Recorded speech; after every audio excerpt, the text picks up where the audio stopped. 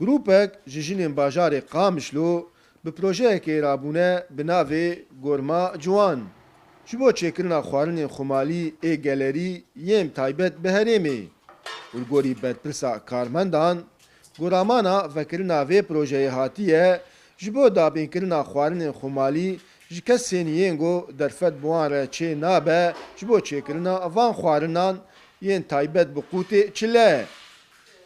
هر وها لگوری همان جدره گو او گلک جورین خوارن خمالی چه دکن و هموجی به مادین کیمیایی نه. في عالم كتير ما عندن وقت إنه خەڵکێکی زۆر هەنکاتی ئەو جۆرە کارانە نییە بۆیە بیرمانلەوە کردەوە هەندێک کەس پێویستیان بۆ شتە هەیە کاتێک ئەو بیرۆکەیان بۆ پێشنیاز کردم منیش بەدڵم بوو ملوخێ و هەموو جۆرە مرەبەیەک و مەحشی ئامادە دەکەین للبيت مونة مربيات جميع المربيات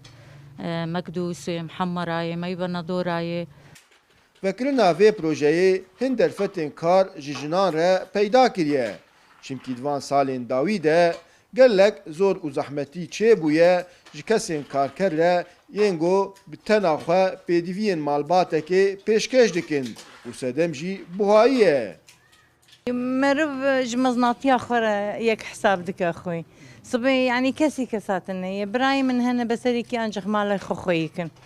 تهن جروجا تبي رامن من دستي خوفنا كريش كثيره مد دوان مد دروت ومد دامالي انجا فيغا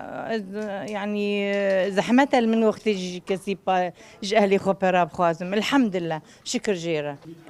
المشروع اجى مشان تلبية حاجات العالم وحاجاتنا احنا كمان انه ما ئەم پرۆژەیە بۆ تێرکردنی پێداویستەکانی خەڵکیە ئێمەش پێویستمان بەم کارەیە بۆیە لەو ڕێگایەوە یارمەتی هاوسەرەکانمان و کەسوکارەکانمان دەدەین خەرجەکان زۆر و هەموو شتێک گران بووە خەڵکی سەرقاڵە و فریانەکەون ئەو جۆرە کارانە بکەن بۆیە ئێمە یارمەتیان دەدەین و هەموو شتێکیان بۆ ئامادە دەکەین نساعدها ويجيها كل شيء جاهز سالین بری ده هر مالباتک بری چلی زوستانی کاری خود کر جبو چکرنا خوارن خمالی مینا ساوار و ترشایی ین تایبت جبو قوت چله لیدوان سالین داویده اف چاند هدی جناوا جواکی تیه اهلانین دارا برکات کرد ساتی نیوز قامشلو